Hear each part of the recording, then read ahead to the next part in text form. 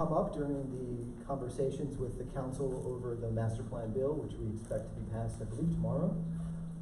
You know, from my perspective, I work very closely with community boards, and I'm always trying to get feedback from residents and businesses about our proposals. That helps lead to better project plans, in my opinion. The council is about to expand on our already ambitious goals. We're currently trying to reach 30 protected bicycle lane miles every year. The new law would call for 50. We're working through our better bus plan to add more bus lanes. That's going to increase our target. But you know, DOT's history and experience is that intense engagement with the public really leads to improved projects, and I certainly would like to see some of that continue. Otherwise, I'm afraid I might not have a job.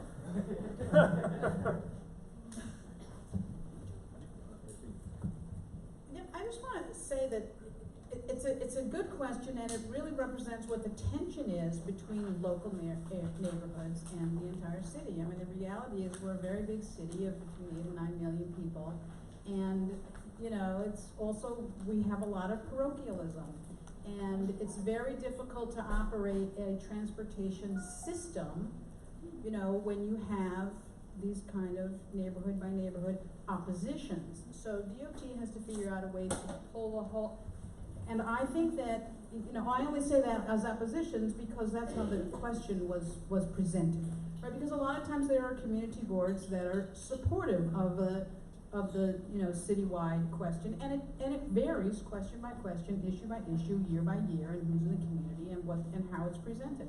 So I think that it's important to have these multiple levels of thinking about the problem, and I think that that's what's great about the process, is that you have, you know, sort of the bigger picture view, then you have the on the ground view, you have this kind of discussion, and then you come up with a solution that endeavors to satisfy all of the issues. I think that's the nature of our decision-making system.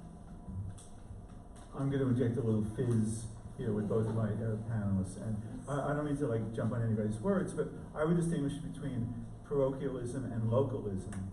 And localism is all to the good. I'm feeling a lot of localism here this evening. I'm not feeling very much parochialism, and I'm really like happy about that. I'm not surprised because I know the Upper West Side.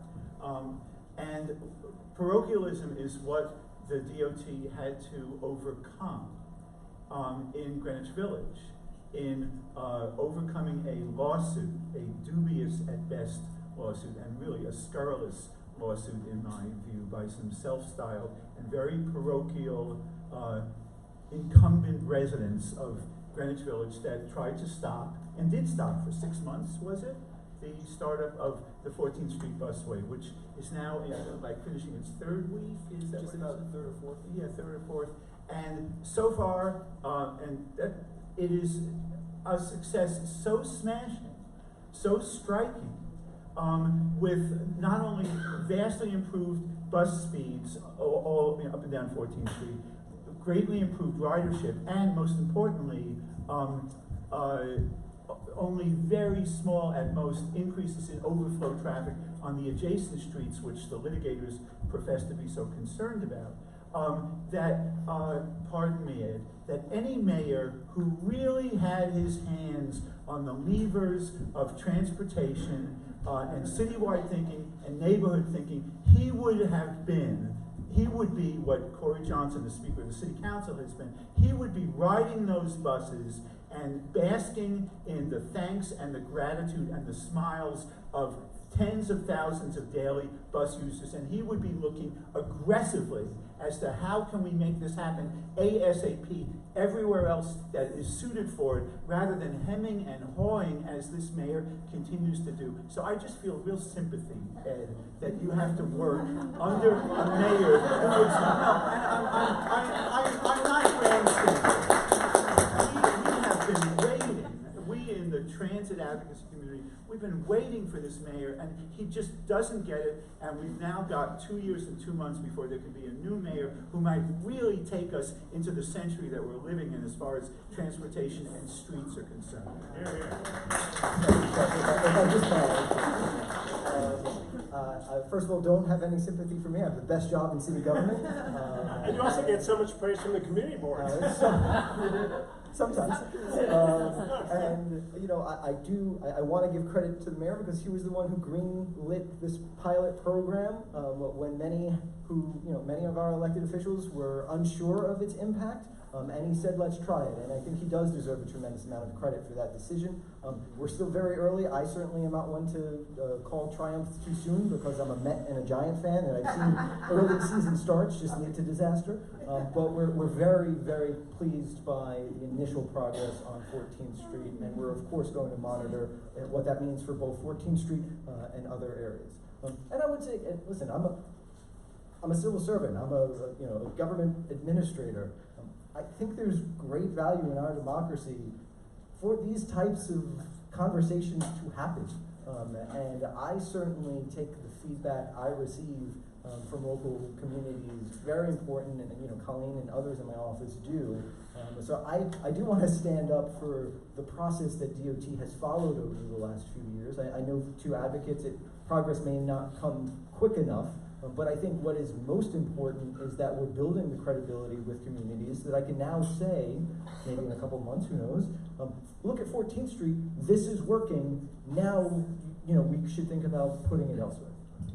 So first of all, I just want to say, and thank you for being more articulate about what I was trying to say, but also what I would like to see, and I think some of you can join me in this idea, is I would like to see DOT make the transportation system work better in the city so more of my neighbors would give up their cars so that I could park more easily. Go. Honestly, we have a And New York third City world Transit. country transportation system. Charles?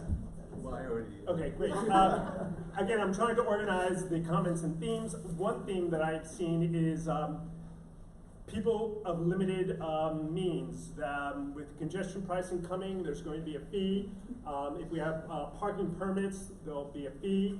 If we go to market pricing for curbside space without residential permits, it's presumably, given the neighborhood we're in, going to be quite costly. Do you have any comments on that? How people who may be middle income and use their car to go to work, is there any way to address some of those concerns?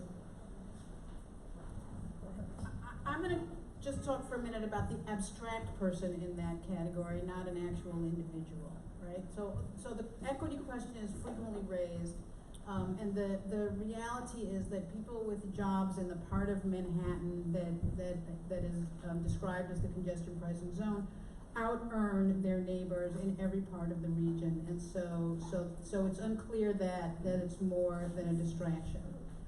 The jobs pay better in that area. Is that hard to understand? The statement that I'm making, I'm not saying every individual, okay? So that's one thing. Another thing is, by and large, the people for whom we have the greatest equity concerns are not car owners in this region and even across the country. This is why I'm sorry. I tried to hedge against this by saying these are the averages. I'm not talking about the particular individual in this case, but in general, in the abstraction, okay? Congestion pricing funds, in the way that the New York State Legislature has described the program, will be invested in transit, which is much more likely to serve people of more limited income and lesser means. So that is a way of providing better transportation systems for people who may not have them. The choices, I'll say this in a theoretical sense, I'll give you the mic in a second, Charlie. The choices that we make each day are in the context of the infrastructure and the pricing signals that we experience. And when the pricing signals are different and the infrastructure is also different, there will be a different set of behavior outcomes, right? Not to be too academic and abstract about it, but if I am driving today because there is not a good bus, but as the result of congestion pricing there is a good bus, then it might be a better financial outcome for me to get rid of my burdensome car and use that bus, right? So the last thing I'm going to say this, and then I'll give it over to Charlie, is that there is a specific clause in the legislation that says for income earners who own cars living in the zone who earn less than $60,000 a year, there is a tax credit solution to congestion pricing, so they will not be subject to it. So there are some ways that the equity question is sort of thrown out there in ways that may or may not make sense, and then there are also some real efforts at addressing it in an equitable way. So two things. A little known or underknown development that was pivotal in building the political momentum that passed the congestion pricing bill as part of the state budget in late winter or early spring was a report by the Community Service Society of New York, I think the oldest anti-poverty and representing poor. Now this is not middle class, and I know that's a different issue, but in terms of poor people, the Community Service Society did a report that came out 2 years ago this month that showed very conclusively that only a very small single-digit percent of New Yorkers who were at or near the poverty line commuted regularly by automobile from outside the congestion zone into the congestion zone and would be subject on a regular basis to the fee. And there was actually almost a 40-to-1 ratio between the number of poor New Yorkers who, according to the Community Service Society, would benefit from the improved mass transit versus those that would have to be paying the congestion fee on a regular basis. The second point, more generally, is that if you are concerned, as I imagine everybody in this room is, deeply about inequity, economic inequality, wealth inequality, and we're now seeing tax inequality in our country, then continue to be involved in the political system. Get rid of this regime in the White House, and don't settle for a centrist Democrat next year. Let's get somebody who is really going to get out of this gilded age inequity.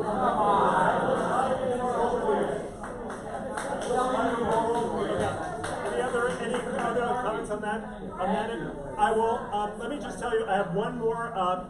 Andrew. I just want to make one thing very clear to everybody, which is, while congestion pricing will give lots of capital money to the MTA, it will not give operating money. The November financial plan, which is coming out, is rumored to be pretty poor. So while we'll have the greatest signals, the greatest rolling stock, and the greatest stations, we may have less service. So what we really need is funds for dedicated operating. That's what the MTA really needs. Hallelujah. Let's just get back. I have one more topic here that came from these cards, and it's coming back to the curb, and that is the environment. You needn't. All you have to do is pick up a newspaper. You read about climate change and the risks to the environment. There's also the local environment. There's on the Upper West Side, where the sidewalks are narrow, on garbage night there's like 2 feet for people to walk. As the last topic, could you address how you would try to make the streets more livable through alternative uses for the curb? Any thoughts on that? Yes, we're always thinking about how we're managing our curb and what uses are available to it. So down in Community Board 1 in the financial district, there's real concerns about garbage that's placed on sidewalks. Like you, they have very narrow sidewalks.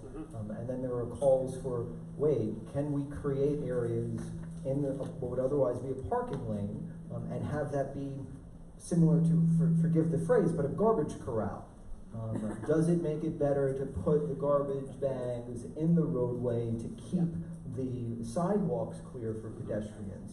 We're currently undertaking a study in FIDI that's going to evaluate that possibility, and I could see that being something that we consider. Again, this could potentially then come at the loss of a parking space.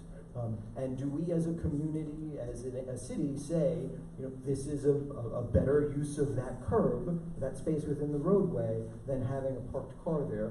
But that's not a new initiative, it's just something we're evaluating. It goes to the values question that was raised a half hour ago. You said safety is number one. access for pedestrians and clean streets, I'm sure, are in there somewhere. Yeah, without a doubt, and for many of our programs, we require applicants to go through the community board process to get a sense of where an individual community is placing its values. It's so interesting to see how we have 12 community boards in Manhattan. Each one approaches questions and problems and requests differently. I've received criticism for that approach, including from the gentleman sitting to my right, saying, no, you should just move forward with something because it's good. But it's also important for us to get that input from the people who it's going to impact. And we're constantly developing new ideas on how to better use our curb space, and then trying to balance it location by location. Absolutely. Any other comments on that?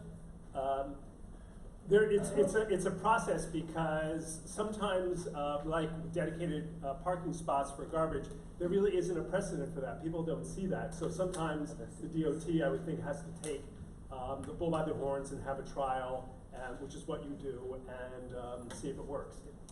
Okay, the rest of the meeting will be an open mic, but first Roberta has a couple of announcements, and then after that, we will have an open mic. People can line up. Let me just be clear, because I read through these many index cards. We're looking for questions for the panelists. This is a panel on curbside space usage. These people are experts. You have the community board here. We want to hear what your concerns are. So try to have an open mind and ask questions that'll get us thinking and make some progress to improve the use of the curbside space. Thanks, Howard, and this is great. I want again to thank Reverend Carbon, who has given us this wonderful I want to also thank the people from the West Side Campaign Against Hunger, who have graciously put out food because they believe that's They use this space during the week. They have a food pantry back there. They have a kitchen here. They provide all kinds of social services and some incredible programming. So if you don't know about Wishka, you really should. I also want our Mark Diller is here, who will become chair of committee board on November 1st. We have people from the Congress precinct. We have representatives from some of our elected officials, and I want to thank them for coming. I want to thank all the board members for being here. So the way this is going to work is, should I take one? Yeah, and maybe people could line up somewhere. Yeah, If you could line up here. And again, If you could line up here. it's not an opportunity to give a speech, it's for a question.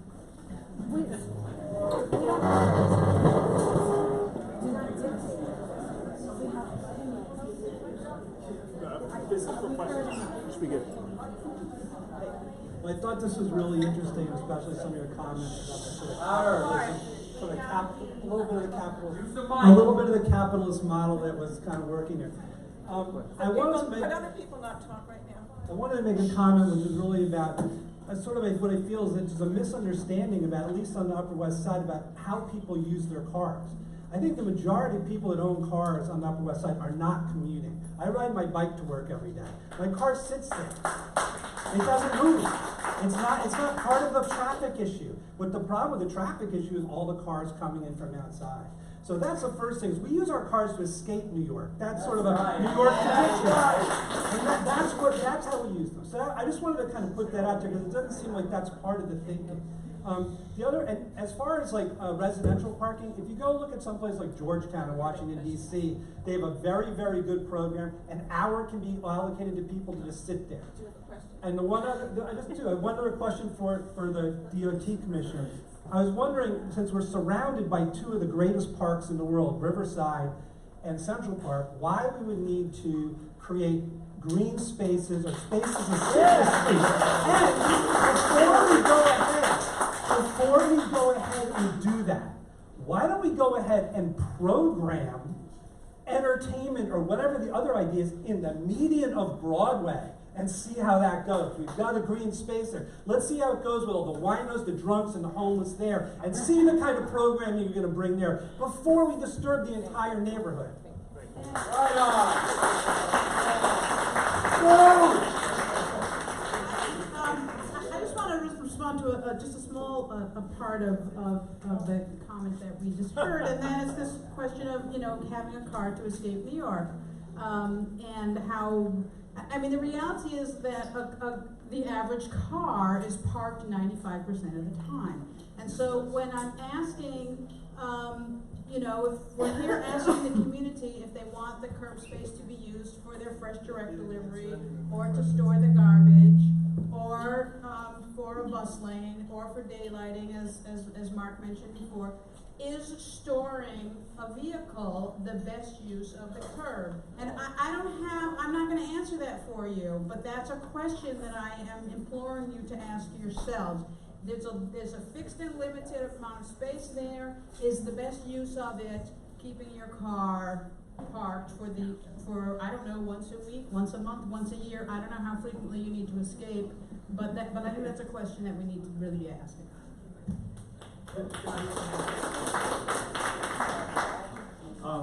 I'm actually trying to address this fellow who just spoke, but maybe you can tell him what I'm going to say. Your parked car, parked 6.5 days a week or 29 days a month or whatever it is part of the problem. Because that car and other cars are using scarce, valuable curb space and making it difficult and sometimes impossible for others who also need that space. And there was somebody in a question or an answer who talked about the tradespeople and the delivery people and the visitors and you know, some traffic that's moving through, and maybe you leave the city on a Friday night or a Friday morning, maybe somebody else does on a Tuesday afternoon, and they're clogged and backed up and spewing all kinds of externalities because all that curb space is being used by cars owned by folks like you. Now, this is not to villainize you. I really don't want to do that. I just want to disabuse you of the idea that your car sitting there is not imposing costs on the community. I didn't say that.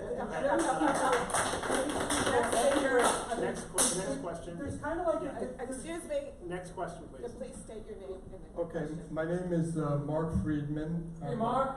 I'm a fourth generation New Yorker. And your question. First point, so you asked me to introduce. So, my first question is, has anyone on the panel actually considered talking with anyone in the community about the use of cars, or is the whole thing an analytic market clearing price and revenue optimization program with hypotheses?